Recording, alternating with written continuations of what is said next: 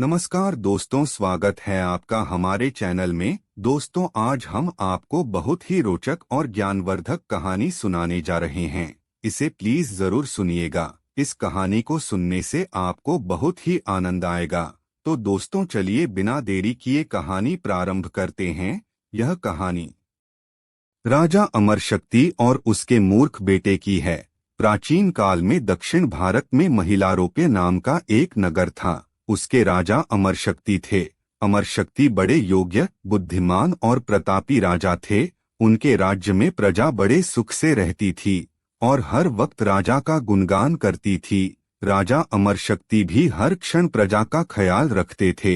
राज्य का कोई भी व्यक्ति अपना दुख दर्द या कोई भी समस्या लेकर राज दरबार में आ सकता था। राजा अमरशक्ति सबकी बात ध्यान से सुनते और सबको न्याय दिलाते थे। इस प्रकार महिलारोप्य राज्य का धन, धान्य और समृद्धि बढ़ती जाती थी। खुद राजा अमरशक्ति की कीर्ति भी तेजी से चारों दिशाओं में फैल रही थी। पर ऐसे प्रतापी राजा अमरशक्ति भी बड़े दुखी थे। उनके दुख का कारण उनके बेटे थे। राजा अमरशक्ति के 3 बेटे थे। वे बहुशक्ति, उग्रशक्ति तथा अनंत शक्ति थे। पर ये तीनों ही राजकुमार एकदम मूर्ख, अविवेकी और संस्कार विहीन थे। उन्हें देखकर राजा का हृदय दुख से भर उठता था। राजा ने राजकुमारों को सब प्रकार का ज्ञान तथा शिक्षा देने की बहुत कोशिश की, पर तीनों ही राजकुमार इतने मूढ़ और आलसी थे कि वे कुछ भी ग्रहण नहीं कर पाए। इससे राजा के हृदय पर दुख का भार बढ़ता ही जाता था।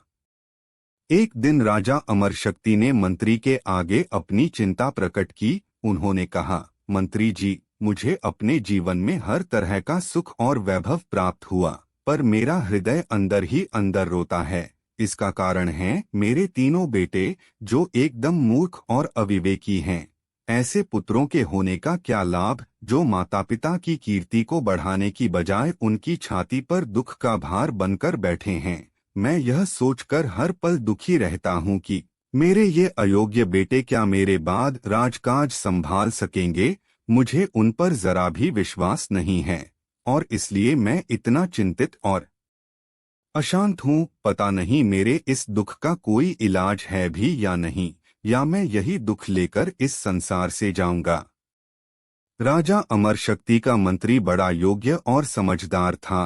राजा की बात सुनकर उसने कहा, महाराज, यह बात आपकी ठीक है कि अयोग्य संतान माता पिता के लिए दुख, भार और चिंता का कारण बन जाते हैं, पर ऐसा तो नहीं कि इन राजकुमारों को उचित शिक्षा देकर योग्य न बनाया जा सके।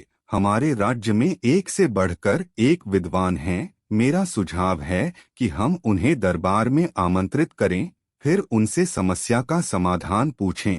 वे जरूर कोई न कोई रास्ता निकालेंगे। मंत्री की इस बात से राजा अमरशक्ति को थोड़ा चैन मिला। उन्होंने अपने आप को धीरज बंधाया कि शायद इसी तरह कोई न कोई रास्ता निकल आएगा। उनके अयोग्य बेटे भी शिक्षा प्राप्त कर गुणवान, नीतिज्ञ और हर तरह से समझदार बन सकते हैं। अगले ही दिन मंत्री ने राज्य के 500 श्रेष्ठ विद्वानों को आमंत्रित किया।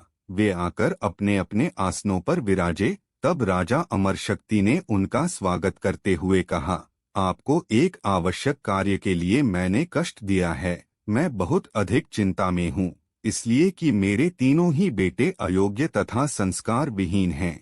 मैं यह सोचकर दुखी रहता हूँ कि अयोग्य और गुणहीन बेटों से तो पुत्रहीन होना कहीं ज्यादा अच्छा है। आप कृपया कोई ऐसा तरीका बताएं जिससे इन अयोग्य राजकुमारों को उचित शिक्षा देकर योग्य और समझदार बनाया जा सके। अगर आप में से कोई इन राजकुमारों को शिक्षा देने का जिम्मा उठा ले तो मुझे बड़ी खुशी होगी। यह सुनकर एक क्षण के लिए वहां सन्नाटा सा छा गया, इसलिए कि उन राजकुमारों के आलस्य, मूर्खता और ढिठाई के बारे में सभी जानते थे।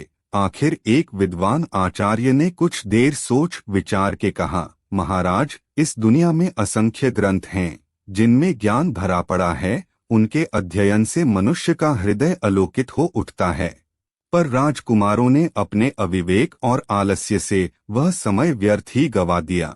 जब उन्हें पूरी लगन और गंभीरता से शिक्षा प्राप्त करनी चाहिए थी। अब थोड़े समय में सभी ग्रंथों का अध्ययन करना तो असंभव कार्य है। इसलिए मेरा सुझाव है कि राजकुमारों को इन ग्रंथों के अध्ययन की बजाय व्यवहार ज्ञान की शिक्षा दी जाए। इससे ये संसार के लोगों के स्वभाव, व्यवहार और अपने कर्तव्य को अच्छी तरह जान लेंगे। तब इन्हें जीवन में किसी संकट का सामना नहीं करना पड़ेगा।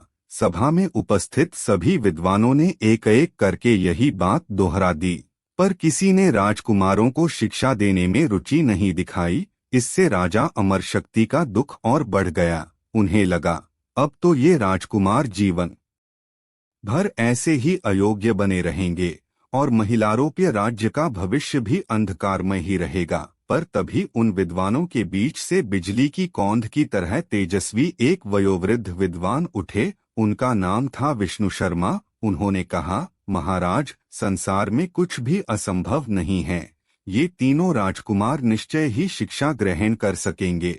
अगर आप अनुमति दें तो मैं इन्हें 6 महीने में जीवन के हर क्षेत्र में कुशल, योग्य और नीति ज्ञान में पारंगत बना दूंगा। वे शिक्षित होकर अपना कर्तव्य पालन और राजकाज चलाने में भी पूरी तरह योग्य हो जाएंगे। यह सुनते ही राजा अमरशक्ति को ऐसा लगा मानो नया जीवन मिल गया हो। वे भावना में बहते हुए बोले, हे आचार्य, अगर आपने तीनों राजकुमारों को शिक्षा देकर योग्य बना दिया तो मैं आपको 100 गांव उपहार में दूंगा। विष्णु शर्मा हंसे और बोले, महाराज, मैं 100 गांवों को लेकर क्या करूंगा? इस समय जो मेरी अवस्था है उसमें मुझे किसी तरह की कोई लालसा नहीं रह गई है। पर हाँ, मैं राजकुमारों को हर प्रकार की शिक्षा देकर योग्य बनाऊंगा, क्योंकि यह मेरा कर्तव्य है।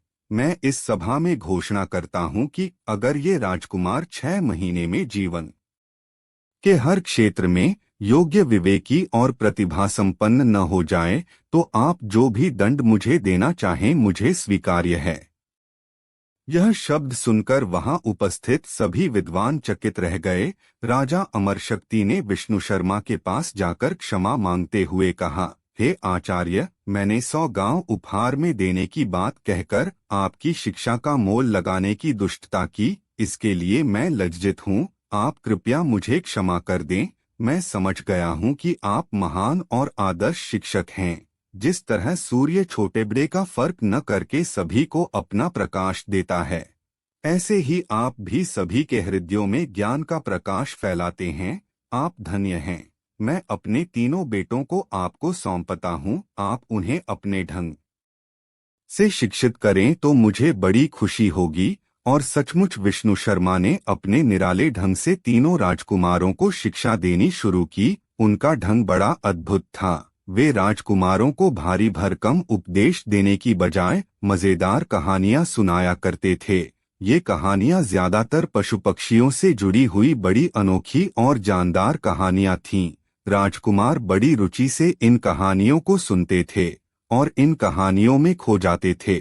आचार्य विष्णु शर्मा ने इन कहानियों में चुपके चुपके ज्ञान के जो दुर्लभ मोती पिरो दिए थे, वे भी राजकुमारों के अंतःकरण को निर्मल और प्रकाशित करने लगे थे।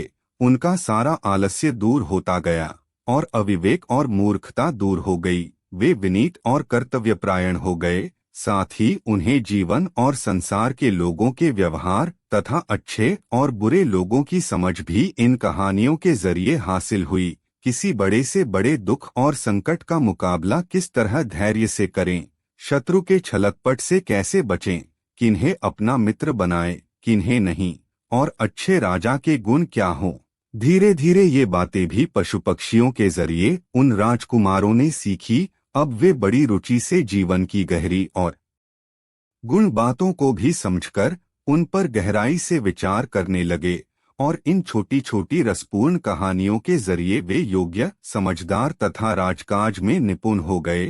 राजा अमरशक्ति और महिलारोप्य राज्य की प्रजा तो विष्णु शर्मा के इस चमत्कार से गदगद थी। आसपास के राज्यों में भी जिसने आचार्य विष्णु शर्मा के बारे में सुना वह चकित हो उठा। वाकई विष्णु शर्मा की रोचक कहानियों के जरिए सीख देने का यह तरीका एकदम जादू जैसा प्रभावी और असरदार था। आचार्य विष्णु शर्मा ने राजकुमारों को ज्ञान देने के लिए जिन रोचक और अद्भुत कहानियों को रचा था, उनका संचयन किया गया और वही पंचतंत्र कहलाया, एक ऐसा अमर ग्रंथ जिसका रसानंद सारी दुनिया में फैला और लोग आज भी बड़े आदर से विष्णु शर्मा का नाम लेते हैं, जिन्होंने कहानियों के जरिए ज्ञान देने का अनूठा और अचूक तरीका खोज निकाला। कोई आश्चर्य नहीं कि आज सारी दुनिया इस अनोखे ग्रंथ और उसके रचयिता विष्णु शर्मा को बड़े आदर और सम्मान से याद करते हुए सिर झुकाती है, जैसे जैसे समय का रथ आगे बढ़ रहा है। पंचतंत्र की इन अनोखी कहानियों का प्रकाश भी और निखरता ही जाता है। दोस्तों, आपको यह कहानी कैसी लगी? अगर अच्छी लगी तो कमेंट बॉक्स में लिखकर बताएं कि आपको इस कहानी से क्या सीख मिली। दोस्तों, अगर चैनल पर नए हैं तो प्लीज चैनल को लाइक और सब्सक्राइब जरूर करिएगा। तो दोस्तों, मिलते हैं इसी प्रकार के अगले नए वीडियो में। तब तक के लिए जय हिंद, जय भारत।